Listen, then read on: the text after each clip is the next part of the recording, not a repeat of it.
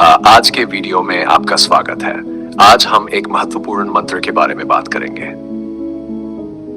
गायत्री मंत्र ऋग्वेदा में पाया जाता है और वेद साहित्य में अत्यधिक पूजनीय है। हम इस मंत्र की शक्ति को समझने से पहले इसके प्रमुख भ्रांतियों के में बात करेंगे। एक भ्रांति है कि गायत्री मंत्र से तनाव और चिंता कम होती है।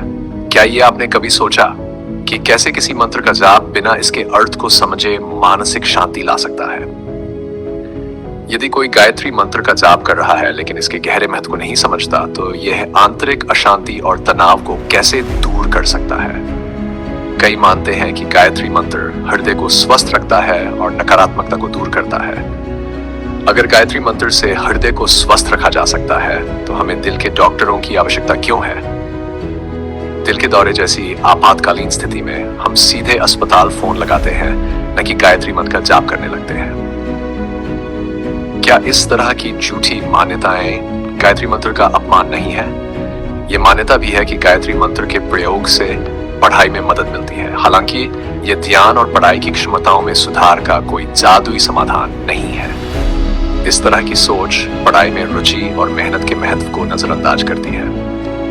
गायत्री माँ को वेद माता कहा जाता है और वेदों उपनिषदों का सीधा संबंध ज्ञान से है। अगर आप बिना अर्थ जाने गायत्री मंत्र का जाप कर रहे हैं, तो ये तो सरासर गायत्री माता का अपमान नहीं तो और क्या है।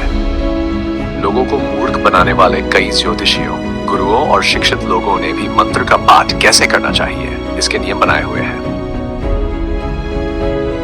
आइए चलिए ऐसे ही कुछ नियमों के बारे में बात करते हैं। एक काफी प्रचलित नियम यह है कि गायत्री मंत्र का जाप ब्रह्म मुहूर्त में उठकर करना चाहिए और मंत्र जाप शुरू करने से पहले 5 बार प्राणायाम करने की भी सलाह दी जाती है।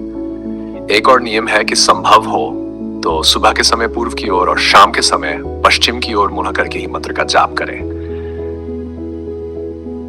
मंत्र जाप की दिशा क्या सचमुच इतना महत्व रखती है जब आप मंत्र के अर्थ को जानने में ही दिशाहीन है? ये सुनिए, गायत्री मंत्र का जाप करते समय इसे कम से कम 3 बार दोहराना चाहिए। क्या वास्तव में इसे फर्क पड़ता है कि आप इसे 3 बार या 300 बार दोहराएं बिना इसके गहरे अर्थ को समझे?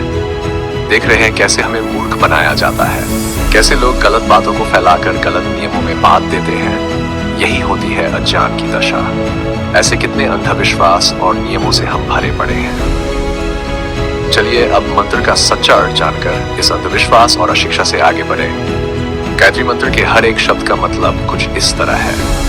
ओम भूर्भुवस्सुः तत्सवितुर्वरेण्यं भर्गो देवस्य धीमहि धियो यो न प्रचोदयात्। ओम ये परम सत्य या चेतना का प्रतिनिधित्व करता है। भू ये भौतिक क्षेत्र या धरती को संदर्भित करता है।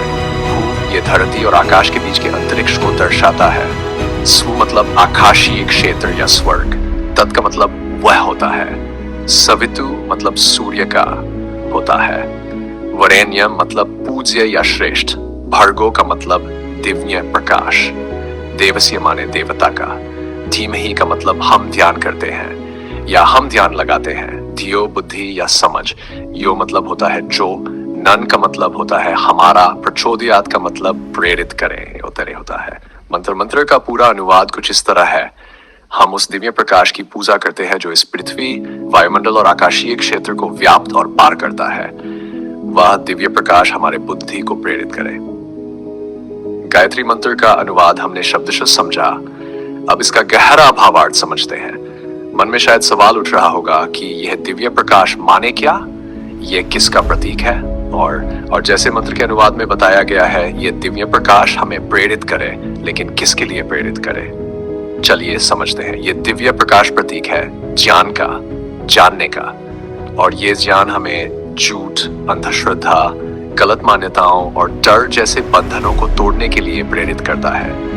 दिलचस्प है ना? अपने ज्ञान को बढ़ाने के लिए हो सके तो वेदांत और उपनिषदों को समझने की कोशिश भी करनी चाहिए, जो हमें हमारे अस्तित्व के बारे में समझाते हैं। आज के इस वीडियो को समाप्त करने से पहले आइए जल्दी से दोहरा लेते हैं कि हमने आज क्या सीखा।